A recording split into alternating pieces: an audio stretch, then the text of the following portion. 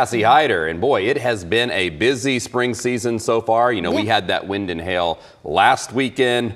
We got this wind and dust this weekend. I'm not sure which one you prefer. I guess the dust is a little less damaging to property, although you were saying cars need cleaned and dust gets into, you know, AC units, and make sure you change your filters out because I'm sure it can do some damage too. Oh, absolutely. But no, we definitely got off pretty lucky considering, you know, we had the severe storms to our south, and we also had all the fires in parts of the Panhandle and in Oklahoma, where people had to be evacuated out of their homes and lost a lot of things. But satellite radar showing this big storm system continues to move east, and we actually have lots of tornado warnings, severe thunderstorm warnings. You can see that from Louisiana all the way up into Tennessee. But we have had some showers and storms in far eastern Texas this morning. We did have a couple of severe thunderstorm warnings in far east Texas, but now that is all weakened and moved on. So we still have some light rain east of Dallas, but a lot of cloud cover across the metro. Zooming in just a little bit more closely, you can see just from Greenville all the way down to east of Corsicana.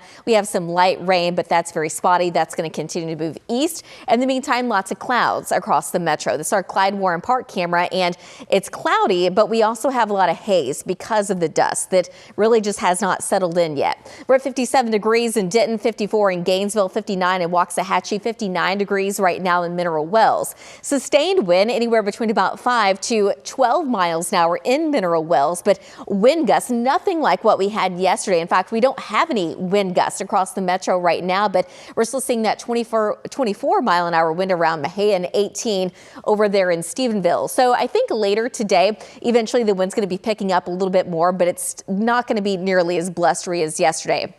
In the meantime, because of all the dust, visibilities are a little bit lower than what they should be. Typically, we would see about 10-mile visibilities. That would be the norm, but we're cutting that in half in Dallas. We're at 4 miles in Fort Worth and also 4 miles over in Graham. We do have a couple of chances of seeing maybe some isolated showers. It'd be very spotty later today, but I think that would happen late this afternoon and early evening. So this is going to be 6 o'clock this evening. You can see those spotty showers just north of Dallas and between Denton and McKinney, and also just south of Decatur there, but I think that chance overall is going to be low. Most of us will actually stay dry, and then overnight tonight our skies clear out and the wind will become pretty light. So temperatures today will make it into the 60s and 70s. The farther south you go, the warmer it will be.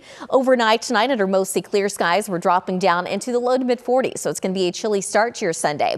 Today though, 73 degrees. The spotty shower chance, that's only about 10%. That coverage is going to be very low. Overnight tonight, mostly clear. It's going to be a little chilly. Temperatures drop down into the middle 40s, and then tomorrow mostly sunny, temperatures in the low 70s, which is pretty seasonal for this time of year. But by the time we get into Monday, it's going to really be warming up, which is St. Patrick's Day, by the way. Breezy. The wind starts to pick up again on Tuesday. Warm and windy, partly cloudy skies.